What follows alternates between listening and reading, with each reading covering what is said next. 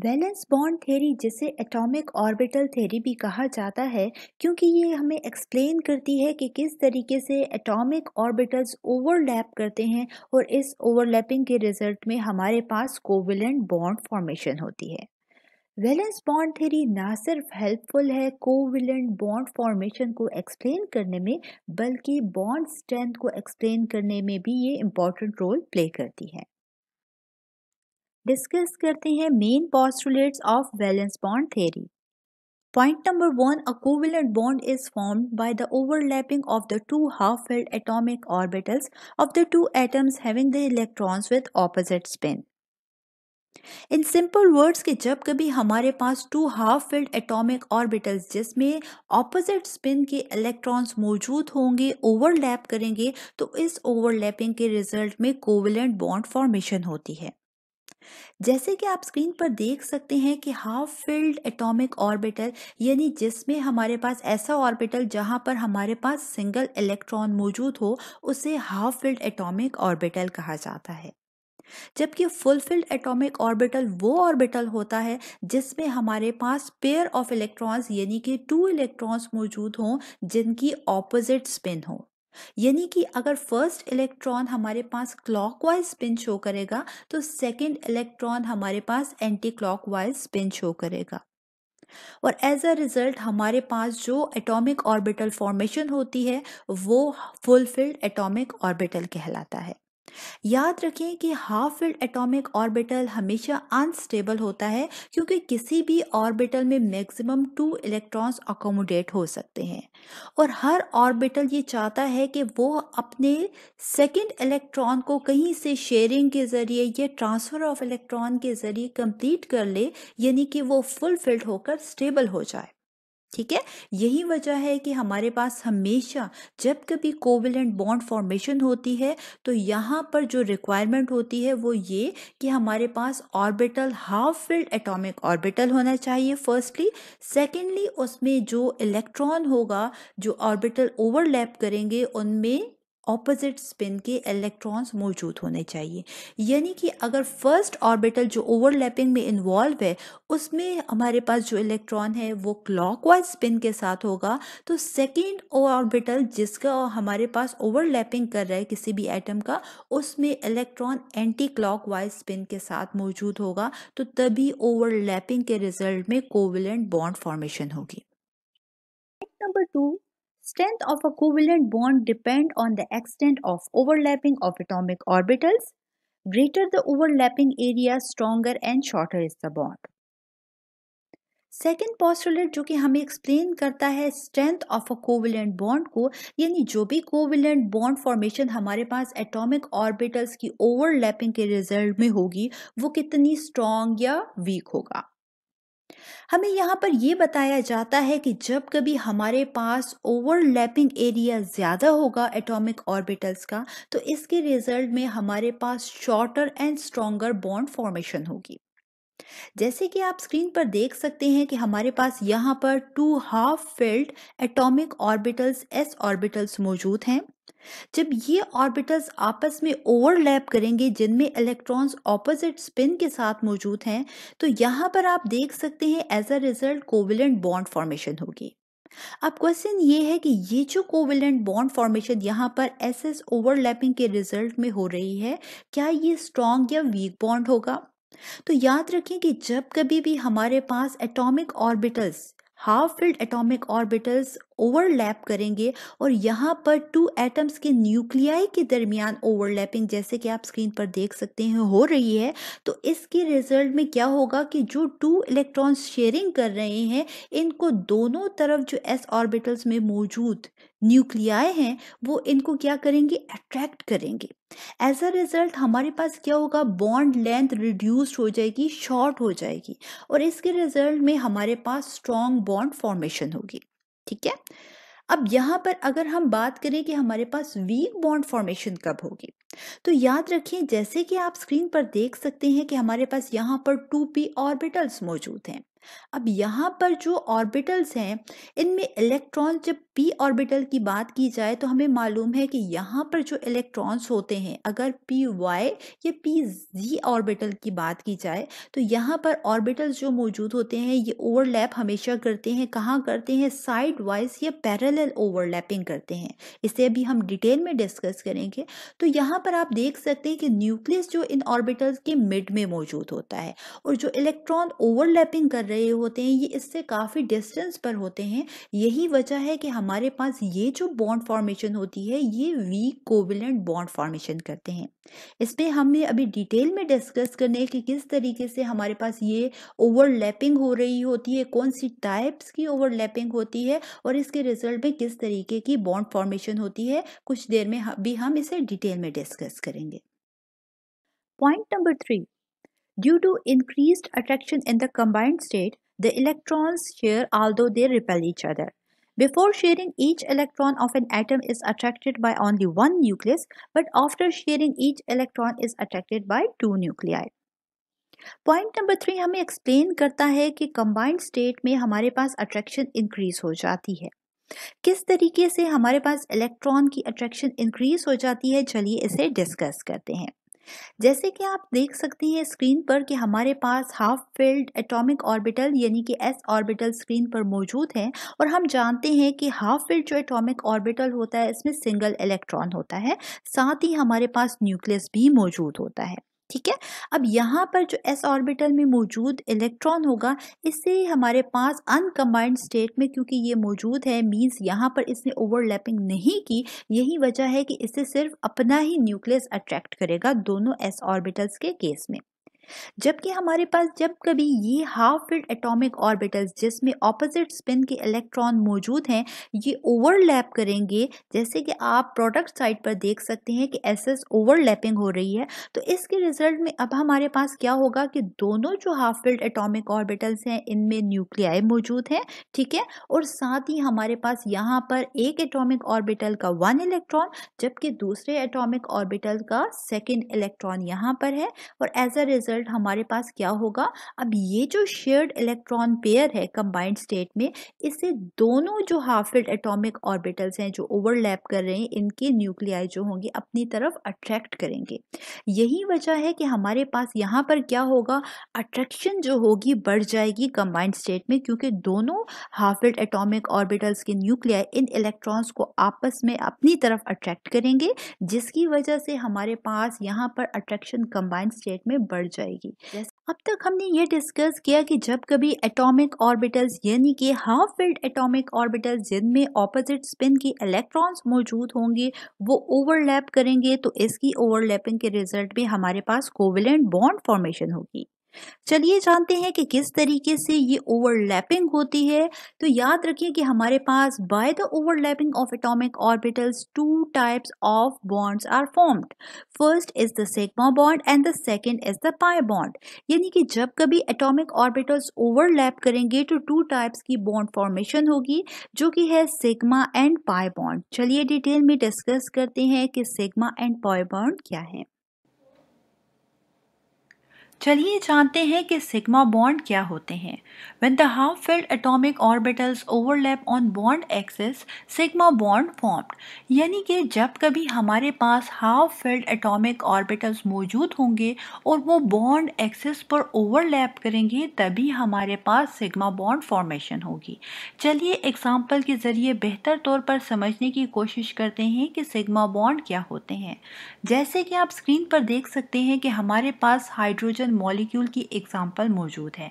Hydrogen molecule की formation के लिए आप स्क्रीन पर देख सकते हैं कि 2 हाइड्रोजन के s ऑर्बिटल मौजूद हैं। ये s ऑर्बिटल जो होते हैं इनमें हमारे पास हम जानते हैं कि हाइड्रोजन के s ऑर्बिटल में 1 इलेक्ट्रॉन मौजूद होता है, यानी कि ये हाफ फिल्ड होता है, और इसे अपने डुप्लेट को कंप्लीट करने के लिए 2 इलेक्ट्रॉन्स यानी एक और इलेक्ट्रॉन की ज़रूरत होती है, तभी हाइड्रोजन का डुप्लेट कंप्लीट होता है। ठीक है।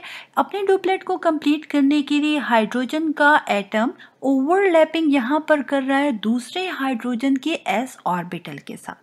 ठीक है, जब ये हाइड्रोजन 2 हाइड्रोजन के s ऑर्बिटल ओवरलैप करेंगे तो यहाँ पर जो ओवरलैपिंग हो रही होती है ये बॉन्ड एक्सिस पर हो रही होती है, यानी कि हमारे पास 2 एटम्स के न्यूक्लियाई के दरमियान ये ओवरलैपिंग हो रही होती है, जिसे बॉन्ड एक्सिस पर ओवरलैपिंग कहा जाता है। और इस तरह की ओवरलैपिंग जो होती है ये हेड ऑन ओवरलैपिंग या फ्रंट टू फ्रंट ओवरलैपिंग कहलाती है। और इसके रिजल्ट में हमारे पास क्या होता है, सिग्मा बॉन्ड फॉर्मेशन होती है।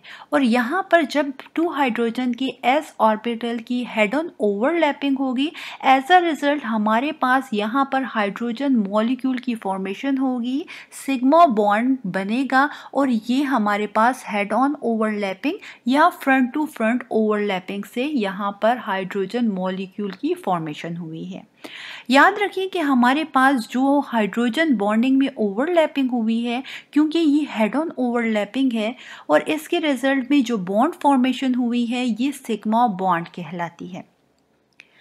सिग्मा बॉन्ड हमेशा स्ट्रॉन्गर होते हैं। क्यों स्ट्रॉन्गर होते हैं? क्योंकि यहाँ पर आप देख सकते हैं कि हमारे पास जो ओवरलैपिंग हो रही है वो बॉन्ड एक्सिस पर ओवरलैपिंग हो रही है, मीन्स 2 एटम्स के न्यूक्लियाई के दरमियान ये ओवरलैपिंग होती है। यही वजह होती है कि सिग्मा बॉन्ड हमेशा स्ट्रॉन्गर होते हैं। ठीक है, और ये भी याद रखिए कि तमाम के तमाम जो सिंगल कोवेलेंट बॉन्ड होते हैं ये सिग्मा बॉन्ड होते हैं। चलिए जानते हैं कि हमारे पास कब सिग्मा बॉन्ड फॉर्मेशन हो सकती है। सिग्मा बॉन्ड फॉर्मेशन के लिए ये ज़रूरी है कि हम जानें कि वो कौन सी कंडीशन है जब सिग्मा बॉन्ड फॉर्मेशन होगी। फर्स्टली हमारे पास जब 2 हाफ फिल्ड एटॉमिक ऑर्बिटल्स मौजूद होंगे और वो बॉन्ड एक्सिस पर ओवरलैप करेंगे, यानी हेड ऑन ओवरलैपिंग या फ्रंट टू फ्रंट ओवरलैपिंग करेंगे, तो इसके रिजल्ट में हमारे पास सिग्मा बॉन्ड फॉर्मेशन होगी। चलिए एग्जांपल से इसे समझने की कोशिश करते हैं। फर्स्टली हम जानेंगे कि एस ओवरलैपिंग क्या होती है। जैसे कि आप स्क्रीन पर देख सकते हैं कि हमारे पास 2s ऑर्बिटल मौजूद हैं और ये हाफ फिल्ड एटॉमिक ऑर्बिटल्स हैं। जब ये ओवरलैप करेंगे, हेड ऑन ओवरलैपिंग करेंगे, यानी कि हमारे पास बॉन्ड एक्सिस पर ओवरलैप करेंगे, तो इसके रिजल्ट में हमारे पास एस ओवरलैप होगा और यानी कि सिग्मा बॉन्ड फॉर्मेशन होगी। और एग्जांपल है हमारे पास हाइड्रोजन मॉलिक्यूल की। सेकेंडली हमारे पास पी ओवरलैपिंग हो रही है।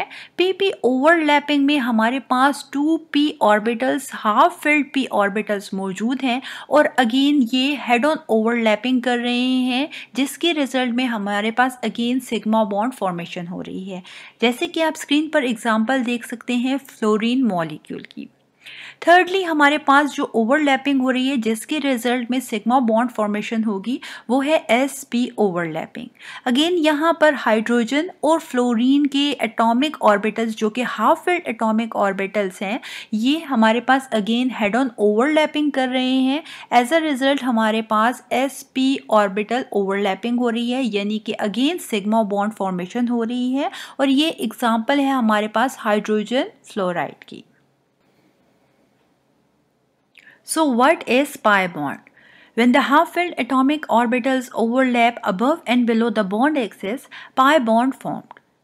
यानी कि जब कभी हमारे पास हाफ फिल्ड एटॉमिक ऑर्बिटल्स मौजूद होंगे और वो above and below the bond axis overlap करेंगे, तो इसके रिजल्ट में जो बॉन्ड फॉर्मेशन होगी वो पाई बॉन्ड कहलाती है। ठीक है, याद रखिए कि हमारे पास पाई बॉन्ड के केस में जो ओवरलैपिंग हो रही होती है हाफ फिल्ड एटॉमिक ऑर्बिटल्स की, वो पैरेलल या साइड वाइज ओवरलैपिंग कहलाती है।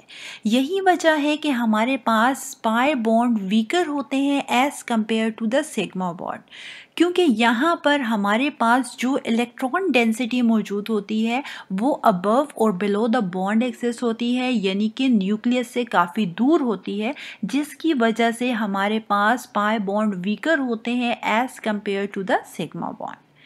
अगर हम बात करें कि हमारे पास सिंगल, डबल एंड ट्रिपल के केस में सिग्मा बॉन्ड और पाई बॉन्ड कब फॉर्म्ड होंगे, तो याद रखें कि हमारे पास अगर सिंगल कोवेलेंट बॉन्ड की बात की जाए तो तमाम के तमाम single covalent bond sigma bond होते हैं।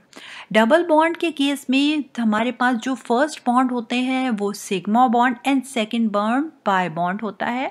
अगर ट्रिपल कोवेलेंट बॉन्ड की बात की जाए तो ट्रिपल कोवेलेंट बॉन्ड के केस में फर्स्ट बॉन्ड हमारे पास sigma and second and third bond जो होगा वो पाई बॉन्ड होगा।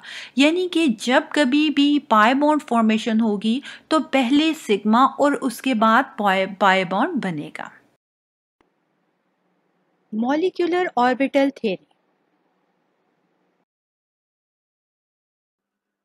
मॉलिक्यूलर ऑर्बिटल थ्योरी, जिसे MOT से रिप्रेजेंट किया जाता है, बेहतर तौर पर कोवेलेंट मॉलिक्यूल की बॉन्ड एनर्जी और इसकी मैग्नेटिक प्रॉपर्टीज को एक्सप्लेन करता है। According to the molecular orbital theory, point number 1, formation of the molecular orbitals. Atomic orbitals linearly overlap with each other to form equal number of molecular orbitals. Molecular orbital theory के मुताबिक जब कभी हमारे पास atomic orbitals linearly overlap करते हैं तो इस ओवरलैपिंग के रिजल्ट में हमारे पास equal number of molecular orbitals formation होती है। जैसे कि आप स्क्रीन पर देख सकते हैं कि हमारे पास यहाँ पर 2 एटॉमिक ऑर्बिटल्स मौजूद हैं और हम जानते हैं कि s ऑर्बिटल्स स्फेरिकल शेप के होते हैं, यानी कि यहाँ पर 2s ऑर्बिटल्स ओवरलैप कर रहे हैं। अब जब ये एटॉमिक ऑर्बिटल्स ओवरलैपिंग करेंगे, जैसे कि आप स्क्रीन पर देख सकते हैं कि यहाँ पर एटॉमिक ऑर्बिटल्स की ओवरलैपिंग हो रही है, तो इस ओवरलैपिंग के रिजल्ट में हमारे पास 2 मॉलिक्यूलर ऑर्बिटल्स फॉर्मेशन होगी। ठीक है। First type of molecular orbital, जिसे बॉन्डिंग मॉलिक्यूलर ऑर्बिटल कहा जाता है और इसे BMO से रिप्रेजेंट किया जाता है, and second type of molecular orbital जिसे एंटी बॉन्डिंग मॉलिक्यूलर ऑर्बिटल कहा जाता है और इसे ABMO से रिप्रेजेंट किया जाता है। Point number 2, energy of molecular orbitals. Half of the molecular orbitals having energy lower than the atomic orbitals are known as bonding molecular orbitals, while half of the molecular orbitals having energy higher than the atomic orbitals and are known as anti-bonding molecular orbitals. Second point हमें बता रहा है molecular orbitals की energy के बारे में। जैसा कि फर्स्ट पॉइंट में हमने डिस्कस किया कि एटॉमिक ऑर्बिटल्स जब कभी लीनियरली कंबाइन करते हैं तो इस ओवरलैपिंग या कॉम्बिनेशन के रिजल्ट में हमारे पास equal number of molecular orbital formation होती है, जो कि बॉन्डिंग मॉलिक्यूलर ऑर्बिटल और एंटी बॉन्डिंग मॉलिक्यूलर ऑर्बिटल कहलाते हैं। अब इस बॉन्डिंग मॉलिक्यूलर ऑर्बिटल और एंटी बॉन्डिंग मॉलिक्यूलर ऑर्बिटल की एनर्जी हमें सेकेंड पॉइंट में बताई जा रही है और हमें ये बताया जा रहा है कि बॉन्डिंग मॉलिक्यूलर ऑर्बिटल फॉर्मेशन जो होती है इसकी एनर्जी हमेशा कम होगी एटॉमिक ऑर्बिटल्स के मुकाबले में, जबकि एंटी बॉन्डिंग मॉलिक्यूलर ऑर्बिटल्स जो हैं इनकी एनर्जी जो होगी हमेशा ज़्यादा होगी as compared to in atomic orbitals के। Point number 3, total energy remains conserved. The total energy of the molecular orbitals is always equal to the total energy of the combining atomic orbitals. इस point में हमें ये बताया जा रहा है कि एटॉमिक ऑर्बिटल्स की एनर्जी जो होती है वो इक्वल होती है मॉलिक्यूलर ऑर्बिटल्स के। अब ये किस तरीके से इक्वल होती है? प्रीवियस पॉइंट में हमने ये डिस्कस किया था कि जो बॉन्डिंग मॉलिक्यूलर ऑर्बिटल्स होते हैं इनकी एनर्जी कम होती है। अब जब कभी किसी भी ऑर्बिटल की एनर्जी कम होती है तो वहां पर स्टेबिलिटी ज़्यादा होती है, याद रखिए। जबकि बात कर रहे थे हम जब एंटी बॉन्डिंग मॉलिक्यूलर ऑर्बिटल की, तो हमने डिस्कस किया कि इसकी एनर्जी ज़्यादा होती है as compared to the atomic orbitals. यही वजह है कि anti bonding molecular orbitals less stable होते हैं as compared to the bonding molecular orbitals. ठीक है। अब यहाँ पर हमारे पास किस तरीके से जो नेट एनर्जी होती है मॉलिक्यूलर ऑर्बिटल्स की वो हमेशा इक्वल होती है net energy of atomic orbitals की, तो इसको हम डिस्कस करते हैं। Total energy of the molecular orbitals is equal to the total energy of the atomic orbitals. इस कॉन्सेप्ट को अंडरस्टैंड करने के लिए आप स्क्रीन पर देख सकते हैं कि हमारे पास यहाँ पर मॉलिक्यूलर ऑर्बिटल डायग्राम मौजूद है। मॉलिक्यूलर ऑर्बिटल डायग्राम हमें बताती है कि जब कभी एटॉमिक ऑर्बिटल्स ओवरलैपिंग करते हैं, जैसे कि यहाँ पर आप देख सकते हैं कि टू एटॉमिक ऑर्बिटल जिसमें वन वन इलेक्ट्रॉन्स हैं, ये ओवरलैप कर रहे हैं और एज अ रिजल्ट हमारे पास टू मॉलिक्यूलर ऑर्बिटल फॉर्मेशन हो रही है, जो कि बॉन्डिंग मॉलिक्यूलर और एंटी बॉन्डिंग मॉलिक्यूलर ऑर्बिटल्स है। यहाँ पर हमने सपोज किया है कि एटॉमिक ऑर्बिटल की ईच एटॉमिक ऑर्बिटल की एनर्जी जो कि हमारे पास 5 जूल है, और हम ये भी जानते हैं कि बॉन्डिंग मॉलिक्यूलर ऑर्बिटल की एनर्जी कम होती है as compared to the atomic orbital, जबकि एंटी बॉन्डिंग मॉलिक्यूलर ऑर्बिटल की एनर्जी ज्यादा होती है as compared to the atomic orbital. तो हमारे पास जो टोटल एनर्जी है एटॉमिक ऑर्बिटल्स की, आप देख सकते हैं कि हमारे पास 5 joule plus 5 joule is equal to total 10 joule हमारे पास एटॉमिक ऑर्बिटल्स की नेट एनर्जी है।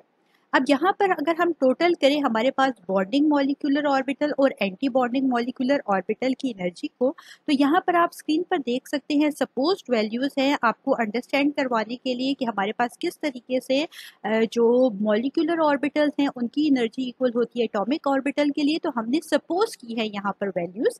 यहाँ पर आप देख सकते हैं कि बॉन्डिंग मॉलिक्यूलर ऑर्बिटल की एनर्जी जिसे सपोज किया गया है 4 जूल, क्योंकि हम जानते हैं कि बॉन्डिंग मॉलिक्यूलर ऑर्बिटल की एनर्जी हमेशा कम होती है किससे, एटॉमिक ऑर्बिटल से। तो 4 जूल जो है ये कम है as compared to the 5 joule, जबकि एंटी बॉन्डिंग मॉलिक्यूलर ऑर्बिटल की एनर्जी जो कि 6 जूल है, मींस ये ग्रेटर है as compared to the energy of the atomic orbital. 5 joule से ज्यादा है हमारे पास जो कि 6 जूल है।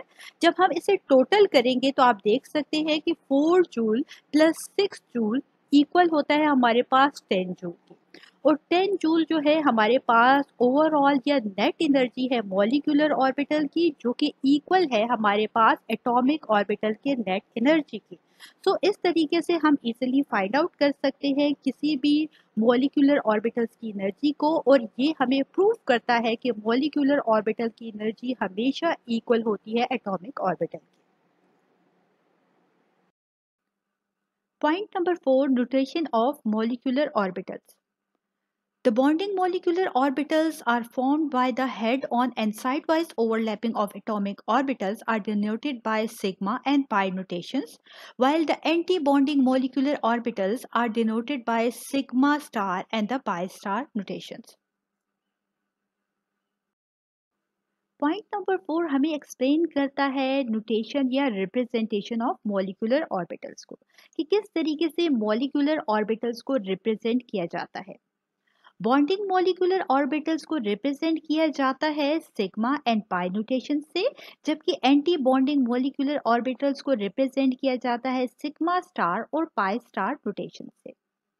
बॉन्डिंग मॉलिक्यूलर ऑर्बिटल्स और एंटी बॉन्डिंग मॉलिक्यूलर ऑर्बिटल्स जो सिग्मा एंड पाई नोटेशन से रिप्रेजेंट किए जाते हैं, यहाँ पर हमारे पास जो होता है टू टाइप्स ऑफ ओवरलैपिंग होती है, या तो हेड ऑन ओवरलैपिंग हो रही होगी या साइड वाइज ओवरलैपिंग हो रही होगी, जिसके रिजल्ट में हमारे पास sigma and pi bond formation होगी, और इसे हम रिप्रेजेंट करते हैं in case of bonding molecular orbital हम सिग्मा एंड पाई नोटेशन से, जबकि एंटी बॉन्डिंग मॉलिक्यूलर ऑर्बिटल के केस में हम sigma star and pi star notation से इसे रिप्रेजेंट करते हैं। यहाँ पर आप स्क्रीन पर देख सकते हैं कि हमारे पास ये 2s ऑर्बिटल्स हैं, और जब एस एस ओवरलैपिंग हो रही है स्क्रीन पर, तो इसके रिजल्ट में हमारे पास जो फॉर्मेशन होगी वो सिग्मा बॉन्ड फॉर्मेशन होगी, और इसे सिग्मा से नोटेशन से रिप्रेजेंट किया जाता है इन case of bonding molecular orbital, और एंटी बॉन्डिंग मॉलिक्यूलर ऑर्बिटल के केस पे हम इसे रिप्रेजेंट करेंगे सिग्मा स्टार नोटेशन से। जबकि अगर बात की जाए हमारे पास साइड वाइज ओवरलैपिंग की, तो जैसे आप स्क्रीन पर देख सकते हैं कि हमारे पास ये 2p ऑर्बिटल्स हैं और ये साइड वाइज ओवरलैप कर रहे हैं। यहाँ पर pp ओवरलैपिंग हो रही है और ये साइड वाइज ओवरलैपिंग है। इसके रिजल्ट में हमारे पास पाई बॉन्ड फॉर्मेशन होगी, जिसे बॉन्डिंग मॉलिक्यूलर ऑर्बिटल के केस पे पाई नोटेशन से, जबकि एंटी बॉन्डिंग मॉलिक्यूलर ऑर्बिटल के केस में हम इसे पाई स्टार से रिप्रेजेंट करेंगे। Point number 5, filling of electrons in molecular orbitals. Molecular orbitals are filled with electrons according to the rules used for the atomic orbitals. That is, the bonding molecular orbitals are filled first, then the anti-bonding molecular orbitals. जैसे कि हम जानते हैं कि हमारे पास electrons को fill किया जाता है in increasing order of its energy की बेसिस पर, यानी कि जिस ऑर्बिटल की एनर्जी कम होती है उसे पहले फिल किया जाता है और जिस ऑर्बिटल की एनर्जी ज़्यादा होती है उसे बाद में फिल किया जाता है। क्योंकि जितनी ज़्यादा हमारे पास लेस एनर्जी होगी किसी ऑर्बिटल की, उतनी ज़्यादा उसकी स्टेबिलिटी होगी। यही वजह है कि जैसे कि हम ऑलरेडी डिस्कस कर चुके हैं कि two types of molecular orbitals, जो कि बॉन्डिंग मॉलिक्यूलर ऑर्बिटल और एंटी बॉन्डिंग मॉलिक्यूलर ऑर्बिटल्स होते हैं। और यहाँ पर बॉन्डिंग मॉलिक्यूलर ऑर्बिटल की एनर्जी कम, जबकि एंटी बॉन्डिंग मॉलिक्यूलर ऑर्बिटल की एनर्जी ज़्यादा होती है। यही वजह है कि बॉन्डिंग मॉलिक्यूलर ऑर्बिटल को हम पहले, जबकि एंटी बॉन्डिंग मॉलिक्यूलर ऑर्बिटल को हम बाद में फिल करेंगे। फिलिंग ऑफ इलेक्ट्रॉन को अंडरस्टैंड करने के लिए यहाँ पर आप स्क्रीन पर देख सकते हैं कि हमारे पास डायग्राम है molecular orbital structure of hydrogen molecule की। यहाँ पर हाइड्रोजन एटम का देखिए, यहाँ पर एक एटॉमिक ऑर्बिटल है। हाइड्रोजन के वैलेंस शेल में, जिसमें एक ही शेल होता है और उसमें 1 इलेक्ट्रॉन होता है, और यहाँ पर आप देख सकते हैं कि 1 इलेक्ट्रॉन इस एटॉमिक ऑर्बिटल में मौजूद है, जबकि दूसरे हाइड्रोजन के एटॉमिक ऑर्बिटल में अगेन 1 इलेक्ट्रॉन मौजूद है। और ये 2 एटॉमिक ऑर्बिटल्स जब ओवरलैप करेंगे तो इसके रिजल्ट में हमारे पास 2 मॉलिक्यूलर ऑर्बिटल्स, यानी कि बॉन्डिंग मॉलिक्यूलर ऑर्बिटल और anti bonding molecular orbital formation होगा। अब क्योंकि बॉन्डिंग मॉलिक्यूलर ऑर्बिटल की एनर्जी कम होती है, यही वजह है कि इसे हम पहले, जबकि एंटी बॉन्डिंग मॉलिक्यूलर ऑर्बिटल की एनर्जी ज़्यादा होती है, यही वजह है कि इसे हम बाद में फिल करेंगे। हमें मालूम है कि किसी भी ऑर्बिटल में मैक्सिमम 2 इलेक्ट्रॉन्स अकोमोडेट कर सकते हैं। यही वजह है कि यहाँ पर बॉन्डिंग मॉलिक्यूलर ऑर्बिटल की एनर्जी कम है और इसमें मैक्सिमम 2 इलेक्ट्रॉन्स आ सकते हैं। यही वजह है कि यहाँ दोनों के दोनों जो इलेक्ट्रॉन होंगे ये बॉन्डिंग मॉलिक्यूलर ऑर्बिटल में, जबकि एंटी बॉन्डिंग मॉलिक्यूलर ऑर्बिटल यहाँ पर एम्प्टी रहेगा। Point number 6, bond order of molecular orbitals. The number of covalent bonds between two atoms is called bond order of a molecule or ion. It is equal to half of the difference between the number of electrons in the bonding molecular orbitals and the anti-bonding molecular orbitals. Molecular orbital theory हमें किसी भी covalent molecule का bond order बताती है। अब bond order क्या है? In simple words हम ये कहते हैं कि बॉन्ड ऑर्डर हमें बताता है total number of covalent bond formation, यानी किसी भी मॉलिक्यूल में हमारे पास कितने नंबर ऑफ या कितने total number of covalent bond formation हो रही है, ये बॉन्ड ऑर्डर कहलाता है। बॉन्ड ऑर्डर को मालूम करने के लिए जो फॉर्मूला यूज किया जाता है वो आप स्क्रीन पर देख सकते हैं। फॉर्मूला है हमारे पास bond order is equal to half of the electrons in the bonding molecular orbital minus electrons in the anti bonding molecular orbitals. इस तरीके से आप इस फॉर्मूले में बॉन्डिंग मॉलिक्यूलर ऑर्बिटल्स और एंटी बॉन्डिंग मॉलिक्यूलर ऑर्बिटल्स में मौजूद इलेक्ट्रॉन्स को पुट करके किसी भी कोवेलेंट मॉलिक्यूल का बॉन्ड ऑर्डर यानी total number of covalent bonds को मालूम कर सकते हैं। जैसा कि आप स्क्रीन पर देख सकते हैं कि हम यहाँ पर मालूम करने वाले हैं हाइड्रोजन मॉलिक्यूल का बॉन्ड ऑर्डर। हाइड्रोजन के एटॉमिक ऑर्बिटल में हमारे पास हमें मालूम है कि 1 इलेक्ट्रॉन होता है, 2 एटॉमिक ऑर्बिटल्स हैं और दोनों में 1 इलेक्ट्रॉन मौजूद हैं। जब ये एटॉमिक ऑर्बिटल्स ओवरलैप करेंगे तो इसके रिजल्ट में हमारे पास बॉन्डिंग मॉलिक्यूलर ऑर्बिटल और anti bonding molecular orbital formation होगी। यहाँ पर दोनों के दोनों जो इलेक्ट्रॉन्स हैं हमें मालूम है कि वो बॉन्डिंग मॉलिक्यूलर ऑर्बिटल में जाएंगे, क्योंकि बॉन्डिंग मॉलिक्यूलर ऑर्बिटल की एनर्जी कम होती है और उसमें मैक्सिमम 2 इलेक्ट्रॉन्स अकोमोडेट कर सकते हैं। यही वजह है ये दोनों के दोनों इलेक्ट्रॉन्स हमारे पास बॉन्डिंग मॉलिक्यूलर ऑर्बिटल में आएंगे, जबकि एंटी बॉन्डिंग मॉलिक्यूलर ऑर्बिटल यहाँ पर एम्प्टी रहेगा। चलिए इस फॉर्मूला के जरिए अब हम मालूम करते हैं bond order of hydrogen molecule. हमारे पास आ जाता है यहाँ पर फॉर्मूला के मुताबिक हाफ, ठीक है।